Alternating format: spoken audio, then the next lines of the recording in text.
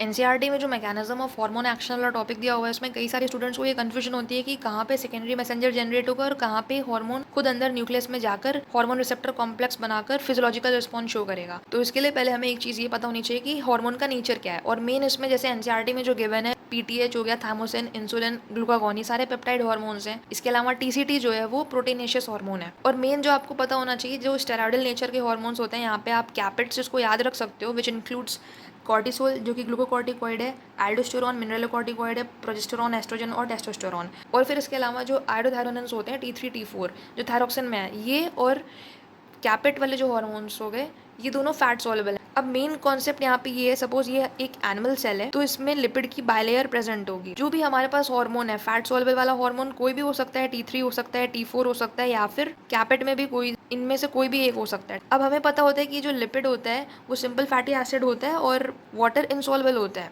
और इसका जो नेचर होता है नॉन पोलर होता है। ठीक है, ये चीज़ आपको लिपिड के बारे में पता होती है। जैसे हमें एक कॉन्सेप्ट पता होता है कि लाइक डिजोल्व लाइक, तो सिमिलरली यहाँ पे कोई फैट सोल्युबल वाला जो हार्मोन है, कोई सा भी, लिपिड बायलेयर की जो मेम्ब्रेन है वो फैट सोल्युबल के हार्मोन को वो अलाउ कर देगी।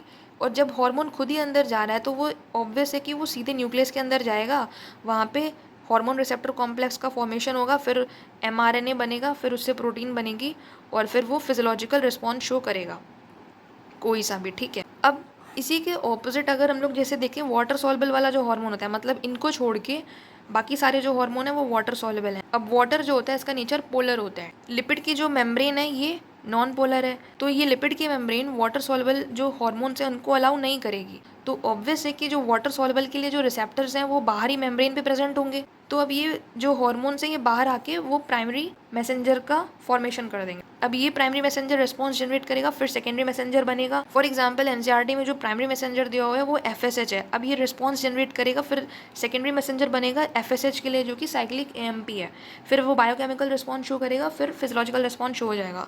और एक चीज़ उसमें आप ये भी याद रख सकते हो, जैसे कि जो फैट सॉल्युबल वाले जो हॉर्मोन्स होते हैं उनका एक्शन स्लो होता है, और स्लो इस वजह से होता है क्योंकि वो पूरा अंदर तक जा रहे हैं, फिर वो mRNA बना रहा है, फिर वो प्रोटीन बना रहा है, फिर उसके बाद फिजियोलॉजिकल रिस्पॉन्स हो रहा है, मतलब ये सारी चीज़ें चल रही हैं।